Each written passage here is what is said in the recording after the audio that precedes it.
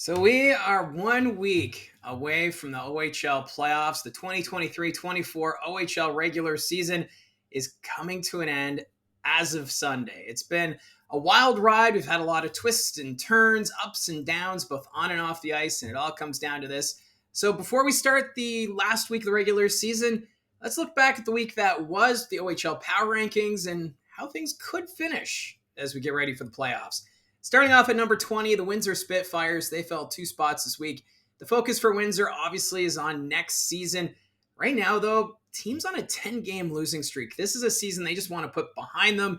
For Windsor, they play their last home game Thursday night against Erie before wrapping up the season on the road against London and Saginaw. And for the Spitfires, they do have the second best odds at winning the draft lottery. So there is the consolation prize, right?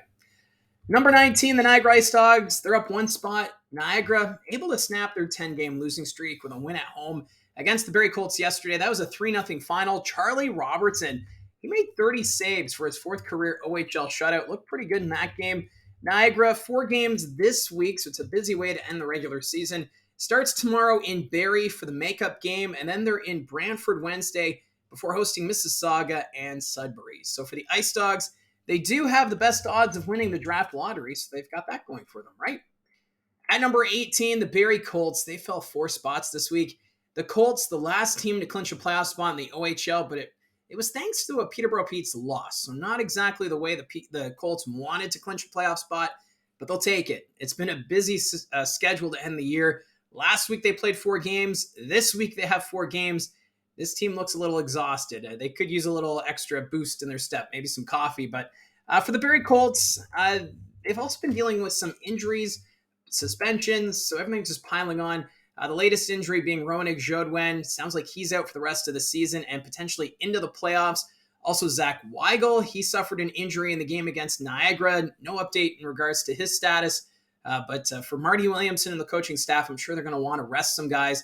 Maybe play some of the younger guys a little bit more just to finish off the schedule. They're home tomorrow against the Niagara Ice Dogs, and then they travel to North Bay Wednesday, Sudbury on Friday before hosting Peterborough on Saturday. And for the Barrie Colts, they've locked up 8th in the East, so they cannot catch the Kingston Frontenacs for 7th. At number 17, the Peterborough Petes, no change for them.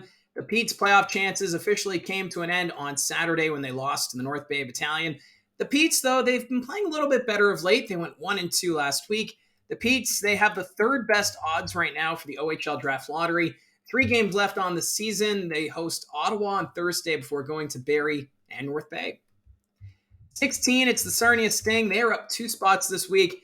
Last year was just a dream season for the Sarnia Sting, going all the way to the Western Conference Final.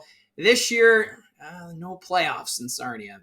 They do have the 4th best odds of winning the OHL Draft Lottery. They're going to finish 9th in the West. Sarnia, they do have 3 games remaining. They're in Sault Ste. Marie Wednesday night, then home against Saginaw Friday, and then they finish the season in Flint. At number 15, the Guelph Storm. Entering March, the Storm, they were one of the most underperforming teams in the OHL at the time, but with the playoffs a week away, they're showing signs of improvement. Guelph, 2-0-1 last week, an overtime loss coming against the Saginaw Spirit.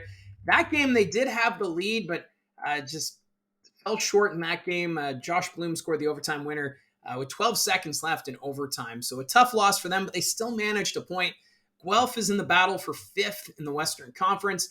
They hold the spot right now, but they are just 2 points ahead of the Firebirds, who are in 8th. So 2 points separating 5th from 8th in the West. It's going down to the wire.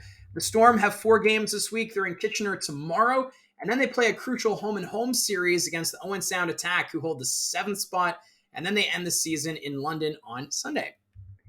At 14, the Kingston Frontenacs, they fell 2 positions this week. Kingston, they've locked the 7th seed in the East after going 2-1 last week. Their win yesterday against North Bay, a bit of a confidence booster for them. They won 4-3 in overtime. Paul Ludwinski recorded the hat trick, and it was the game winner, too, to top it off. He had the selfie stick celebration. If you haven't seen that one, it's a lot of fun. So we'll see what Kingston can do as they get ready for the playoffs. The Frontenacs, 2 games remaining, both at home. They'll play against Ottawa and Brantford, so a chance to maybe play spoiler against their 2 division rivals. At number 13, it's the Owen Sound Attack. No change for them. It continues to be an on-again, off-again season for Owen Sound. They went 1-2 last week, losses against Kitchener and the Sioux, and then they won yesterday over Sudbury. They held on to that victory. Owen Sound, one more win will get them to 30 on the season.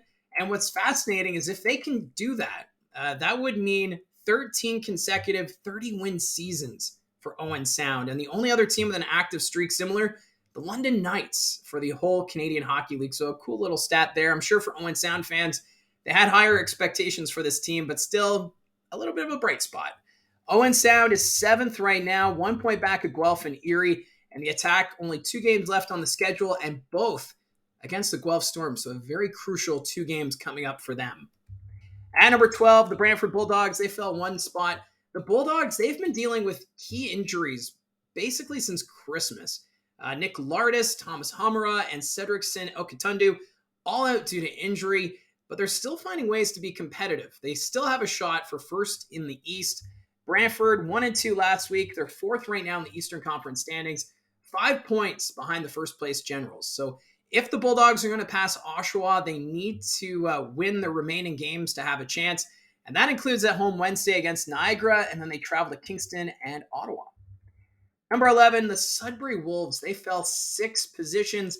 The Wolves tumbling down the power rankings right now. They were 1-2 last week. Tough losses against Oshawa and Owen Sound, but they put Nate Krawchuk back in the net after sitting as the 3rd-string goaltender since January. And they got a win, 6-1 over the Barrie Colts. So we know this team, they have one of the best offenses in the league, no question. But when they play better defensively and play disciplined hockey, those 2 key things, they win more oftentimes than not. So Ken McKenzie and the coaching staff, I don't know what they need to do to get this team to focus a little bit more, but Sudbury, they could still go on a deep playoff run here. We'll have to wait and see. They do have key players out of the lineup due to suspensions. Nathan Villeneuve and Evan Conyon, and Chase Coughlin might be added to the suspended players list. He took a check to the head penalty against the Owen Sound Attack. So no official word yet on a suspension, but just with the way everything's been going this season, expect maybe a suspension here before the postseason. Sudbury, though, they still have a slight chance of finishing first in the Eastern Conference. The division, though, it's well within reach. So the Wolves, 6 points back of Oshawa, 3 back of Mississauga, and 2 back of North Bay. The Wolves, they do host the Barrie Colts Friday night before traveling to Niagara and Oshawa. So some playoff implications potentially in that final game of the regular season between Oshawa and Sudbury. At number 10, it's the Erie Otters. They're up 5 spots this week, the biggest climber. Otters, they're an interesting bunch. They still don't have Ben Gaudreau. He's been out due to injury.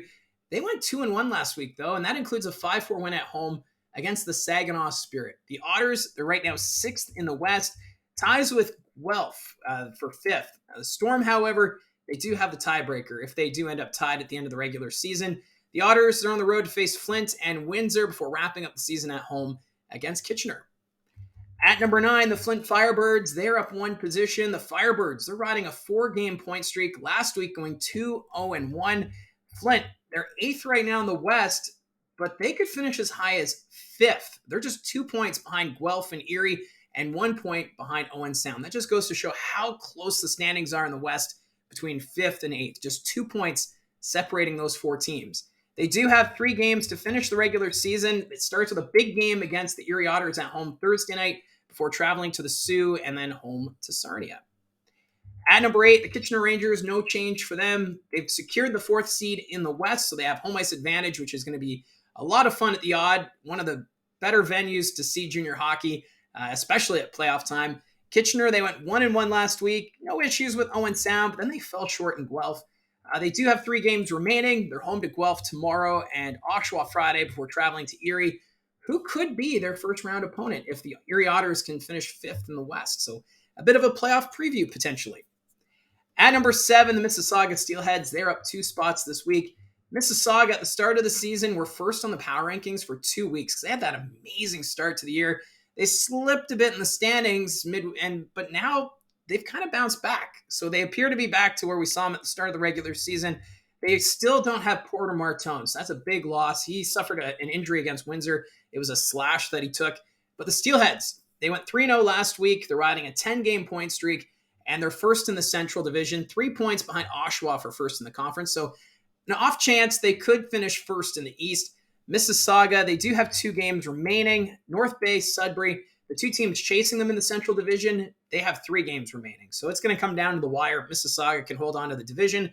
But for this week, they're in Niagara Thursday and then host North Bay Friday. So that game Friday night at Paramount Fine Food Center could potentially decide who's going to finish first in the division.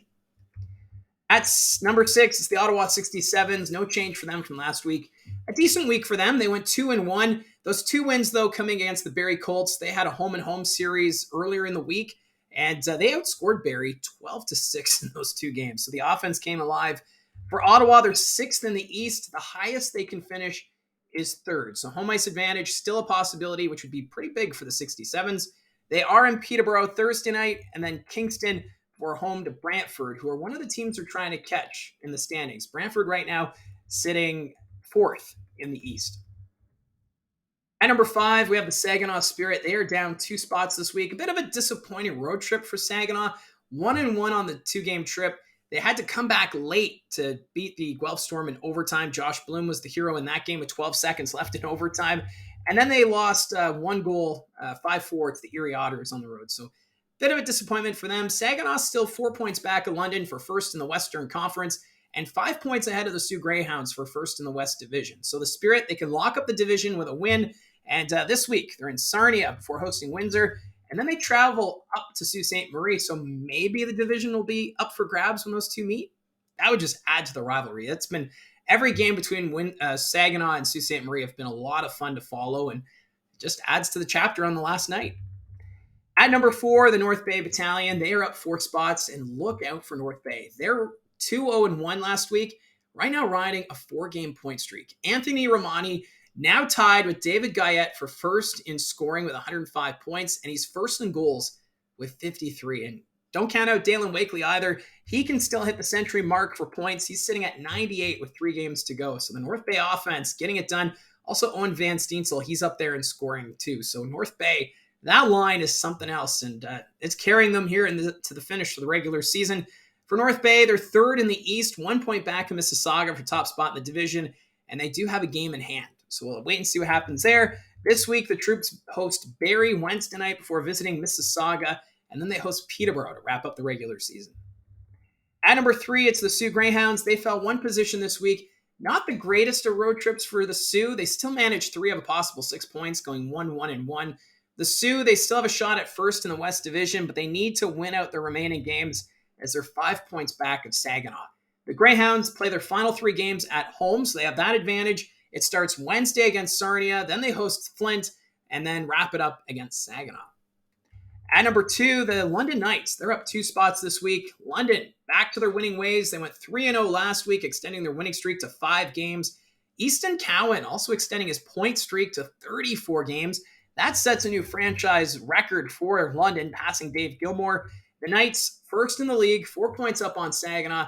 If they do end up tied with Saginaw for top spot in the Western Conference standings, the Spirit would have the tiebreaker, so keep that in mind. The final 2 games are at home for the Knights. They take on Windsor and Guelph.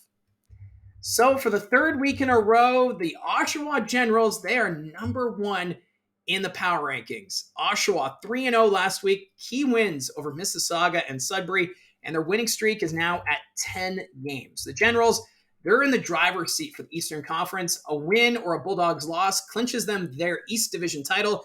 And right now, 3 points ahead of Mississauga for first in the conference and 4 points up on North Bay. So for the Generals, they have 2 games remaining. They're in Kitchener Friday before hosting Sudbury on Sunday. And if Oshawa does finish first in the East, that means we'll see the Generals and the Colts meeting in the first round, which will be an interesting one. Of course, with the storylines, Thomas Stewart against his former team and Connor Punnett against his former squad. So we could see that. We could be previewing what that first round matchup could look like earlier than the rest. So that's the power rankings for this week. Let me know in the comments section down below your thoughts on the power rankings in the week that was, and maybe give your predictions on who you think is going to finish top spots in the respective divisions and conferences. And don't forget to hit like and subscribe, and we'll talk to you again soon.